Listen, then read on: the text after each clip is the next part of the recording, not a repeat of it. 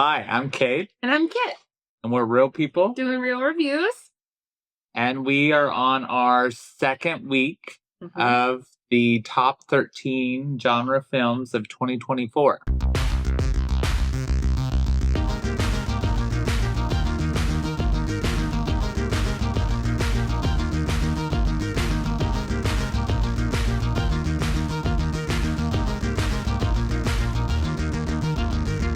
Today we got to watch Strange Darling. We found it on Amazon Prime. You can see it queued up here in the background. And it's quite artistic. Very artsy. It is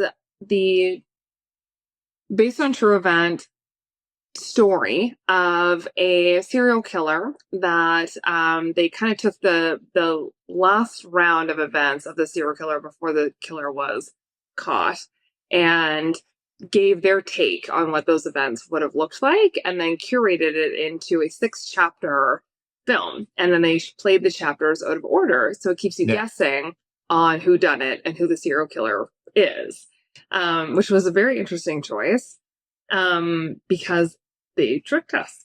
Yeah, well, I mean, in the beginning, I was like, oof, 6 chapters. We're going to be here for a bit. Oh, like that's a long, Yeah. Also, too, I guess it really, like, we were confused because it clearly laid out 6 chapters, and then it was like, chapter 3. And we were like, well, I guess we're starting here. I guess we're starting out of order, and then we kind of were taken on the journey. Yeah. I like that they did it out of order because it's fun for me when a story isn't obvious. And as film critics, you can imagine sometimes we're like, well, it's going to be this, it's going to be this, it's going to be this. And it kind of just follows that arc. And we're like, yeah, it followed that arc, maybe in a creative way, or it maybe had a twist or turn that you weren't expecting. Yeah. But this one was like, we're going to start you over here. And we were like, oh, that's fun. That is interesting. And it did keep us guessing on maybe where things were going and who people were in each of the chapters. And so I did appreciate that. I appreciated the layout. I was going to say if they would have played it in order, not as interesting. So it was really good that it was out of order. Yep, I agree. We also, the first thing that we noticed was the creative take on their use of colors. They really focused it on red and blue and yellow. Yeah. And so we were like, oh, interesting primary color use. It's very, very obvious. That's why we're bringing it up, because we're like, look at that. Look at that right there. We're blue. Yeah, we chose blue. That's what we chose, those scenes. Yeah. Should we talk a little bit about like kind of where the journey takes us? So just so you know, if you're watching this and you haven't seen it, go watch it on Amazon Prime, because we are going to give all the spoilers, because we're going to share things in the order, even though it was kind of discussed out of order. So go do that first and then come back. Welcome back. Yeah. Could you imagine people pause it? They're like, this break's brought to you by. Yes. So the film, the I guess the storyline of the film is kind of, now that we're knowing, we're going to tell the tale of this serial killer, although the motivation a little bit unclear. Sounds a little bit like the serial killer is seeing demons that are talking to her, seeing another entity, maybe they're starting to lose her mind. She's feeling like whispered to or talked to about what, like who to kill and what that means, and that she can't see humans anymore. She just kind of sometimes will see demons when she looks at people, and so she feels justified in her murders. So I think that wasn't really explained for the most part in the movie. No, not till the end. Yeah, and even then it was questionable. For sure. We you know. And in the beginning, it is the tale of the beginning of two lovers, and they met at a bar. They're discussing their consent with each other at a hotel in this blue light. They're discussing, when we go into that bedroom, here's what I like, here's what you like, here's what I would need from you, here's where the consent line is. And so they're kind of discussing that, we're going to go into this hotel, we're going to go play, and maybe a little role play, a little bit dangerous. And since we're going to do this, let's make sure that we have safe words and that we feel like happy and good and safe. And so as they're discussing that, you're like, oh, okay, like this is kind of where this is leading. And then it cuts to a scene in the room, and you're thinking maybe like she's like, no, stop, and he continues, and then he talks about like cutting her open. Yeah. And you're like, oh no, this is it. He's the killer. He's the killer. Oh no. And then they're laughing back in the car, being like, I would really like it if you pretended to be a serial killer and acted like you were going to murder me. Ha ha ha. And you're like, okay, what's happening? Yeah. Because that was very believable. I thought that was like the scene, and then it cut back to them in the car. Yeah. Yeah, very well acted. Super well acted.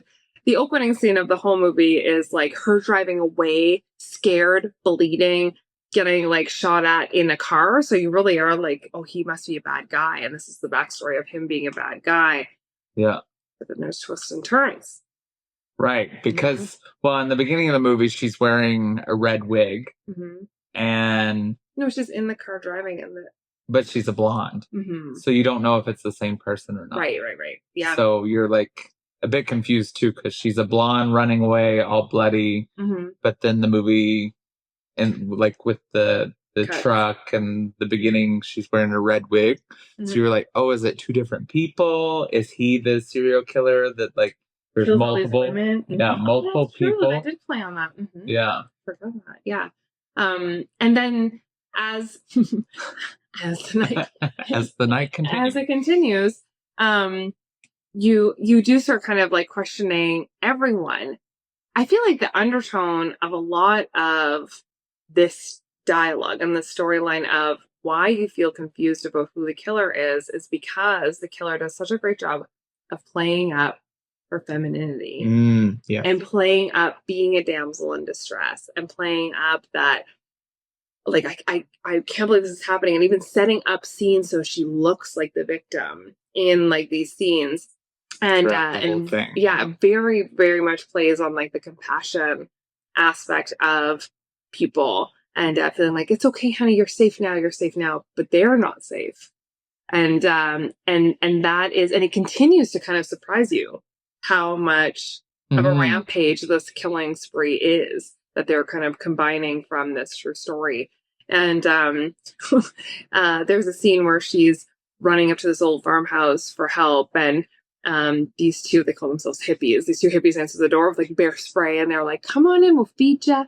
Like you're good. We'll get you a bandage. See if we get you some strong stuff like Percocet." Like they're just like trying to set her up, and then he's like, "I'm going to call the police to make sure that like they know at least that you're coming because we're so far away." Yeah. And then she kills him for wanting to call the police, and then the gal hippie is so sad because they're very much in love. It's very sweet. Sees that, and then she's just trying to comply and help, but get away. Yeah.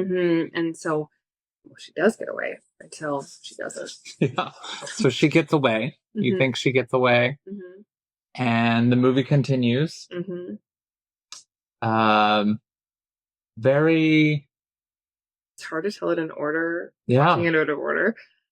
So she's hiding in the house, but the way they play the movie, he's like hunting her like cat and mouse. Yes. And so he's going around the house like trying to find her. He's literally saying, "Here, kitty, kitty." Like, you're like, this guy's deranged. What's wrong with this guy? And then, and then it cuts back, and then we learn that she doped him with ketamine. Yeah. And carved her initials in him. And then he shot her ear. And then did a bunch of coke to be able to get off of the ketamine. Yeah. So then cut to the opening scene. It's just this deranged man with this truck shoving cocaine up his nose, chasing this poor girl in a car. And you're like, what is going on? Yeah. Leave her alone. But then we find out, oh, that's because she carved her initials into him. Yeah. Yeah. After, and she was going to kill him. And, but so then he was basically trying to hunt her down in the house. Yeah. Because he's a police officer. So he's like, I'm going to, like, I just got the initials of this serial killer who has this calling card. I'm going to go after her. And when he gets to the house, he calls in for backup. and is kind of trying to find her. But it is interesting because the whole time like you're just like, well, if he like is he gonna catch her? How does he find her? Where is she hiding? She's hiding in this like deep freeze that she unplugged. Like you're like, oh no. And so it is very cat and mouse. Like they did a great job of whodunit for sure. Yeah. And even the film starts out noir. That was my East Coast accent. Did you hear that come out? My O's and R's really close together in this sentence. Anyways, starts out as a film noir and it ends as a film noir. And it's shot on film, which is absolutely stunning. And again, it's very pretty. It's art house and it's very lovely, artsy. but it is an interesting take. So sometimes when you watch hyper creative or very art house film, you can be lost, not in a I'm not sure, which is how we felt like, oh, I'm not sure, but I'm excited to continue watching. Sometimes you're just lost with art house. I feel that way anyways. And I'm like, well, they're trying to do a take on something that I don't know about. So here we are. I don't understand. 3 hours later, like you're walking in a museum that you're supposed to know the artist, like, and you don't. So, but this is not that way. It is like, it's creative in a way that is interesting and keeps you guessing. And it's kind of exciting. Yeah. Mm-hmm. And the story did make sense. Mm-hmm. Now looking back on it too, where like we saw some very artsy scenes where the camera was set in a very interesting place, like when he almost gives up looking for her in the house and he goes outside in the yard and we're like, what is in the yard around him? It's all around him, like weird. And I was like, and then you were like, is that meat? And I was like, I'm a vegan. I don't know. You tell me. Is it meat? And it turns out it was meat. And I was like, oh, the deep freeze. Hiding in the deep freeze. I'm like, oh, I know what those are. You got it. And I was like, she should have put them in the sink. Yeah. Then it would have been like they were being defrosted. But I mean, even in that, I mean, I guess it kind of makes sense because they were like on drugs and she's like deranged. Yeah, she's out of. So like some of the stuff that they didn't make sense, but it did make sense. It did make sense because you're like, oh, they're out of their mind. Yeah. Yeah, making it happen. Also made sense why the whole time you're like, he's hunting her is because he's actually like he's a police officer, he's a detective. Like, of course he's going to be looking for things a specific way, which is really great. So the scenes go through like, there's the hotel room, there's a chase where you're trying to get things explained. They're at the farmhouse. People that live there are injured or ran away. Police come, the backup comes because he calls that he actually does get murdered. The man chasing her, which I was like, oh, he didn't make it. Well, I mean, I would say that's one of the genre scenes is for sure her taking a bite out of his neck. With her teeth. And killing him. Like actually ripping out the artery and letting him bleed onto the floor so that she can get the keys to like get out. But then the backup comes. So she's trying to get out. He had shot her inside of the deep freeze. And then shoulder, Yeah, and then he handcuffed. Yeah, and he locked her up. I'm like, with that. 2 words, sounds like handcuffed. So he's doing that. So she's like out of it, shot, and then he's like he calls the backup. He comes down and he's like talking to her, and he's kind of like, are you really the electric lady? Like, are you really like, my gosh? And she's like behaving like I was in love with you for a moment when they were playing that song. Like, and he's like, what? And then she reaches and she had bear spray hiding inside of the deep freeze, sprays him. He's like, and then she grabs him, bites him. Yeah, he dies. Then she's like, okay, I'm going to drag this body and get the keys out. And then the backup shows up. So then she pulls her pants down and lays on the ground as if she had been attacked by these 2 men. And so the 2 police officers come in. The female officer is like, get her out of that cuff. Like, oh my gosh, look what's happening. And the male officer's like, listen, like, we don't know what happened. We don't know if she's a victim. We don't know. This was our officer friend. Like, we just want to. And she's like, listen. And she's kind of standing up for women. She's like, look, it is obvious what happened here, sir. Like, we're going to get her dressed and cleaned up and take her to go get healed. And she's, shot. And she obviously like was fighting for her life. She was handcuffed. And she's decided on the scene. Yeah. So this woman is playing out this other woman, like, listen, like, we're going to do this. And the officer's like, I don't know. I think we need to do things by protocol. Protocol is this, like, this is what we're going to do. And he's like, it's nothing to do with anything female here. This is based on the fact that I've been a detective for a long time. Anyways, against his better judgment, he's like, okay, we'll get her just out of the house. Yeah. Like, we'll move her. Well, because she fakes that like a seizure or starts shaking. Mm-hmm. And so then they take her out and they have her in the car in the back seat. And we notice, I'm like, it is obviously a small town sheriff office. Like, there's no glass, there's no divider. In between, yeah. No. And then she attacks them, lets the female officer away. Yes. And that officer actually does get away and stay away, which is probably where a lot of the story has come from, was that testimony. And Parks, shoots the male officer, and because she gets their guns and things like that. And then she's running out onto the road, and she sees another truck coming, and of course she's like, oh, help me, oh my gosh, like, help me. And this woman pulls up with this truck, and she's like, oh honey, what happened to you? And she's getting her into the truck, and she's like, I'll help you. And then the killer is like, points a gun at her, and then the woman who's driving the truck just shoots her. Yeah. And then she calls it in right away. Hey, I just shot somebody. She pulled a gun on me. I had no choice. I'm driving her towards you right now. The killer dies. In the movie. And the movie fade to black. Actually, to black. Yeah. And so that was the lay of the land.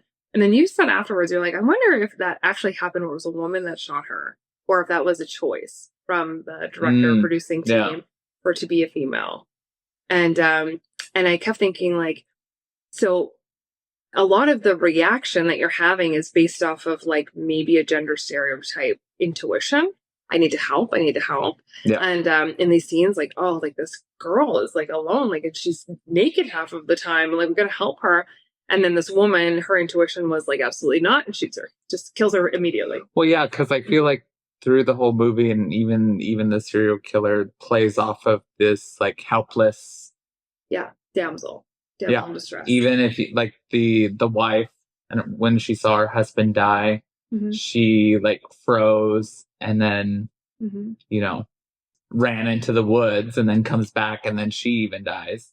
Yes. So like women all the way up until the end, like just played like a very small, like didn't make any of the decisions. Like they played it where like even the men, like even the way that they showed like the chapters, you thought it was him the whole time as the bad guy until like later on. So like I feel like the ending, I think it's a choice. We'll have to research this because because we both loved it. We're like, isn't that interesting? That's the intuition of this woman to do that. Because the woman running away, the only reason why she gets shot is because she runs up to the police car. So she's like waiting, hiding, and she's like, they shot everybody, they killed everybody. And then she sees that the killer's in the back seat, and the killer just kills her from the back. Yeah. And that's actually what reveals that she is the killer to the cops. And then she like lets the female cop go, and then murders the other one. But I think that was probably like the best place, because she's like, I'm just gonna listen to you, like I'm just gonna do the thing. But there's another scene in the hotel where she's like climbing, and she runs up to the main desk, and she's like, can you help me? And so the manager is like calling the police and like helping. And there's another woman there, and she's like, I don't want to be involved. I think I should leave. I think I should, because her intuition, her spidey senses are like, this is a no. And then she just gives the killer her car instead. Like her instinct was like, I'm just going to do this. So I thought that those were like, I'd be curious if that really happened too, because that would be such an interesting, like take. Interesting. Because I think some of it is like, what is your intuition? I do think that they did it on purpose to talk about gender, for sure. Oh, absolutely. Because if they had started out a female serial killer, they didn't. They said serial killer, and then they showed a shot of a man choking another woman, which we turn out later is like based on this consent role play. And then we kind of go back. So then you're like, oh, we're going to hear about this male serial killer, and this is what the whole story is going to be. No. Yeah. But then how easy did we buy that? Which is like questions us, right? Like we bought that really quick. We were like, well, that's what happened. Like he's awful, and what are we going to do? And then turns out like she's on this freaking murder rampage. Right. Yeah. Putting people on ketamine, carving her name and people, and just going to the next town, just shooting people in the way and like killing people. Yeah. And so I think that it brings up that topic for sure. Yeah. But do you agree? I do.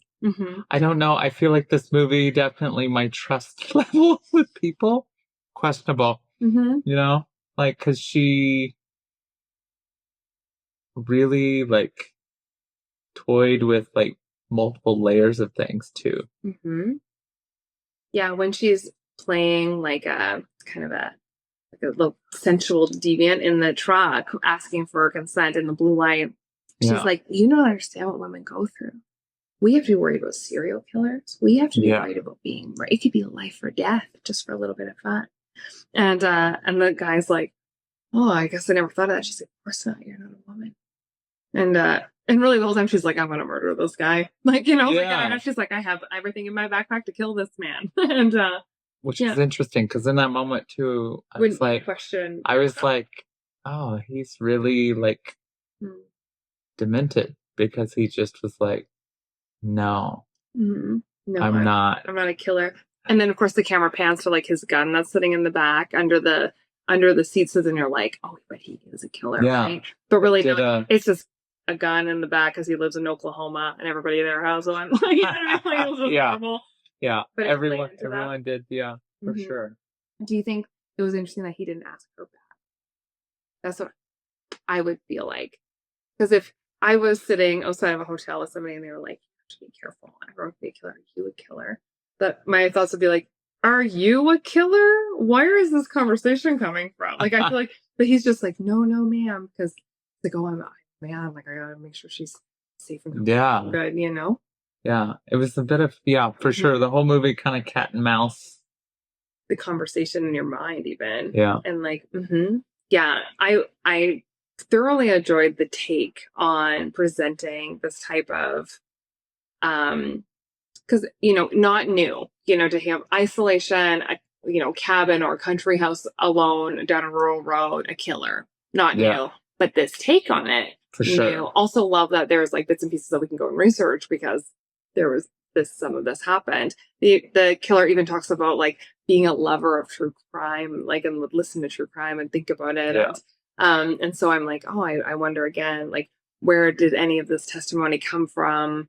Was it from that female cop? Was it from maybe because the cleaner at the beginning that gave her the clothes? Yeah, or like the doomsdayers, did they have things playing, and I could hear recordings. And so I would be, curious, the doomsdayer or the hippies in the woods. And so, I'd be curious like where that came from. I'm excited to like for sure know more. I also like that it was like for once, like the woman was the bad guy and the man was like, like the play on gender throughout the whole movie is not stereotypical of most movies out there. So refreshing. Yeah.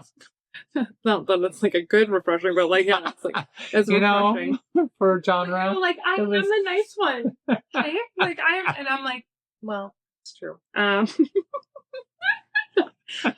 know. I think people assume that I'm a nice one. Yeah. They assume. That's the thing. You know what they say about assuming. I don't know. No, we can't. I don't think we can swear on podcast. We can't. Yeah. You'll have to look that one up too. What are we gonna rate? What are we gonna rate? This is hard.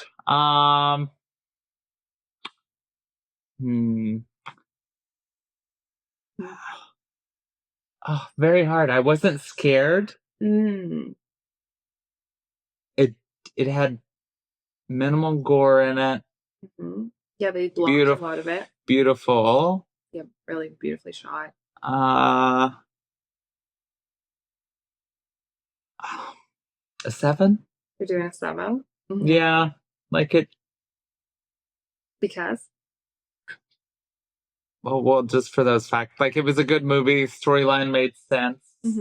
It didn't make sense in the beginning, but it all kind of made sense towards the end. Yeah. Yeah. I mean, I wasn't scared, so I feel like a higher number, I'm gonna have to be like super scared. You want more tension. Yeah. You want more, because the things that were surprising were when all of a sudden somebody's calling for help and she just murders them. And you're like, oh, well, that happened. And you have to accept that information so quickly. And so there isn't like a buildup of her about to kill somebody. Well, that's a good point too. So in the house and the way that they played the storyline, the man, the owner of the house, you just see him dead in the kitchen. So you think that the guy, the hunter, the cop guy, killed him, and then it goes back and it's actually hers, the one that killed the guy. Oh, there were so many twists in there. Yeah. Yeah. See, you're second guessing your 7? The mind game. No, I think it's still a 7 for me. What about you? So art house is like a big ups for me. I like creativity. I like when directors and producers play with something and take an idea and try to do it in a fresh way. I think this is fresh. I think if I were watching it now, we get to watch it here. Oh, look, we lost our screen. We get to watch it here. And so that's like fun. But if I were in like an independent film like night and I saw something like that, I'd be like, oh, this is something that I would really like and expect in an independent film festival to see something creative in this aspect. I'm with you. I like when tension builds. I like when the psychological aspect has a little bit more play. But I think that creatively dividing into chapters, doing some subtext to things, using shots to your advantage psychologically, so you're making guesses along the way, I think they did a great job. So I'm going to do 7.5 because of that. Okay. Yeah, I enjoy creativity. Creativity, yes. Would you say that it's in genre? Yes. Why? I would say that it's in genre.